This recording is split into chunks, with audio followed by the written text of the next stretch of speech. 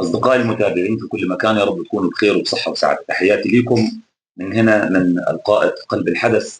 دائما اتفقنا وقلنا أن القائد في قلب الحدث هو المواطن المتابع والمشاهد في كل لحظة وفي كل وقت وفي كل أوان. بالحب وبالاحترام وبالأمن والأمان تحيا مصر. احنا دائما يعني لما بنتكلم في أي موضوع أو في أي قصة، دائما الواحد يبدأ بنفسه أو يبدأ بحواليه أو ينظر اللي حاصل في المجتمع حواليه. احنا لينا فتره كبيره بنتكلم عن الانتخابات وعن اللي حصل في الانتخابات والقصه دي، ولكن حوالين مننا في مواضيع كتير خالص المفروض احنا نتكلم فيها ونناقش فيها مع بعضين. الفيسبوك والصفحات مش بس للخناق وللشتم والسب والتعليقات المسيئه والمشينه، لا، الفيسبوك ممكن يصنع حاله من البهجه والسعاده بين الناس. الفيسبوك ممكن يعالج قضيه ويعالج مشكله يغير مجتمع. الفيسبوك اسمه موقع للتواصل الاجتماعي. النهارده انا طلعت معاكم عشان اتكلم معاكم في قصه وقضيه مهمه جدا. يمكن القصه دي والموضوع ده آه، متلامس معانا في كل بيت، في كل بيت، في كل بيت، في اي مكان في العالم. الموضوع اللي هتكلم فيه ده موجود معانا وحاصل، اللي هو ايه؟ المشاكل الاسريه. ايه المشاكل الاسريه؟ دائما اي علاقه شرعيه زي علاقه الزواج. الزواج هو جمع بين زوج وزوجة. دائما الزوج والزوجة يعني بتبقى بينهم ألفة ومحبة وتراحم وتناغم جميل في بداية مرحلة جوازهم.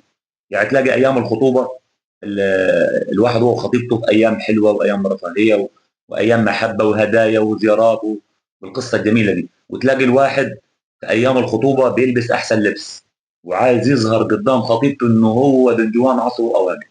وتلاقي خطيبته برضه نفس القصة، لو خطيبها جاي زياره عندها بتلبس وتتشيك وتتجهز وتكنس البيت وتنظف البيت وتحاول تظهر قدام خطيبها ان هي ست البنات، مفيش غيرها. حتى نسايب زي كده، زيارات وتبادل في الهدايا، وده بيروح لده وده بيروح عند ده، وبيتكلموا عن بعض كلام زي الفل، ما بيستحملوش حد يعني يتكلم عليهم اي كلمه. تاجي بعد كتب الكتاب بتلاقي المعامله يعني ايه، خلاص، ما الطوبه جت في المعطوبه والفاس جت في الراس وكتب الكتاب دي بقت مرات. بتبتدي بقى الزيارات تقل والطلبات تزيد. الزيارات بتقل والطلبات بتزيد. تمام، نادي بعد الدخله بقى. بعد الدخله بيجي العريس وعروسته في شقه واحده او بين اربع حيطان. من هنا بنبدا القصه بتاعت المشاكل الاسريه. اي راجل ومراه، او اي راجل واحده ست، او اي راجل ومراته في البيت لازم بتحصل بينهم خلافات.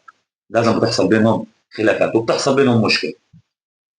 لو المشكله دي فضلت محصوره بين الاربع حيطان وما طلعتش بره الباب، يعني بين الراجل ومراته، خلاص هم اختلفوا مع بعض وحصلت مشكله بينهم وبين بعض، هي قالت له، هو قال لها، هو ضربها، هي ردت عليه، هو شتمها، هي شتمته.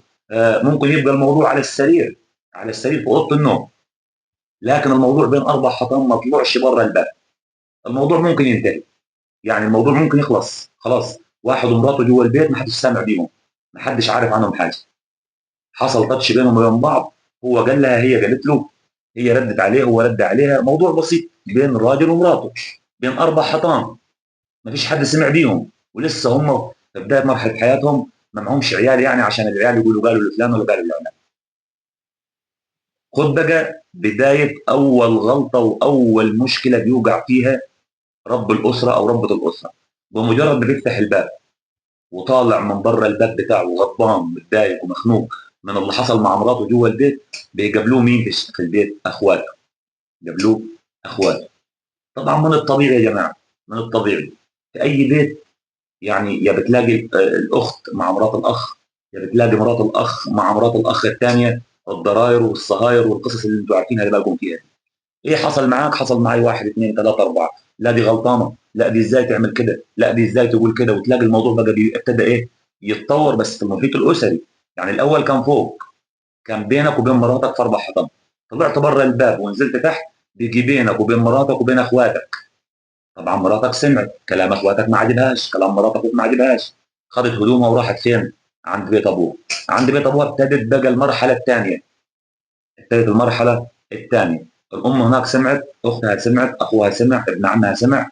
ايه حصل؟ دول قالوا دي مرات اخوه قالت، دي مرات اخته قالت، ابتدى الموضوع يتطور وياخد شكل ايه ثاني. خلي بالكم، هيسيبوا الموضوع الاساسي اللي فيه المشكله، هيسيبوه. المشكله اللي حصلت فوق بين الراجل ومراته هتتنسي خالص، ما حدش هيتكلم فيها. عارفين ايه اللي هيتكلموا فيه؟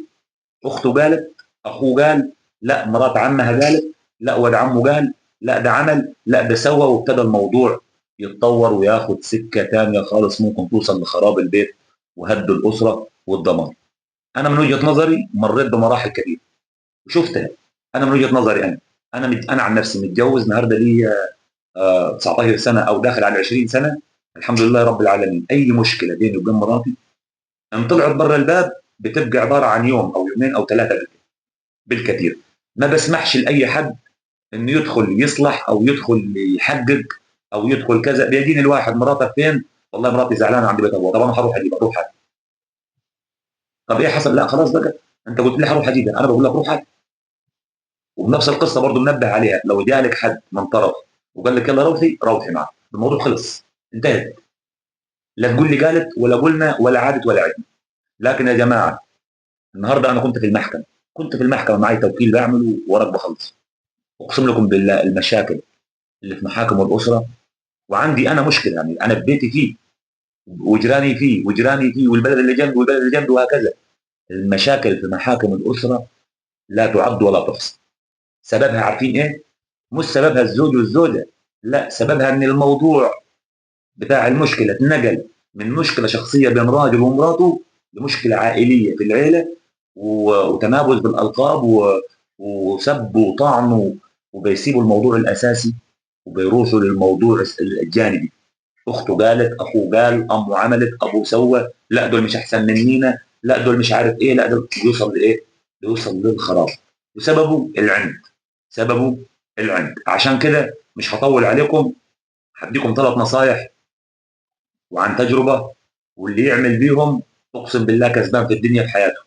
اللي يعمل بال3 نصايح دول اللي هقولهم لك دلوقتي انت كسبان حياه اسريه محترمه جدا جدا جدا. اول حاجه، اي مشكله بينك وبين مراتك ما تطلعش بره الباب ايا كانت.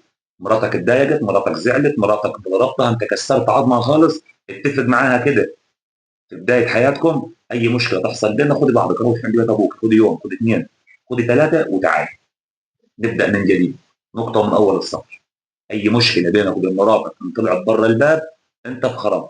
دي نقطه. النقطه الثانيه، ما تسمحش لاي حد ايا كان هو مين، حتى لو انت طلقت مراتك، يعني حتى لو طلقتها، يعني انت طلقتها، ما تسمحش لاي بني ادم يقعد جنبك ويفتح معاك موضوع او يجيب لك سيره في مراتك، دي كانت او دي عملت او دي سوت او دي. اول ما يقعد جنبك قول له صلي على النبي، بس موضوعك انتهى خلص.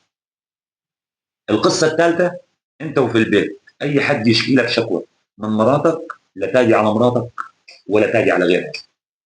خليك راجل في النص، حقاني، وما تاخدش الموضوع على صدرك وتعمله مشكله.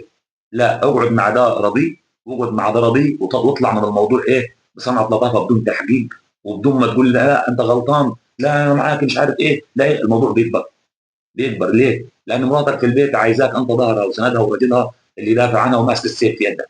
هي شايفه كده، الستات كده.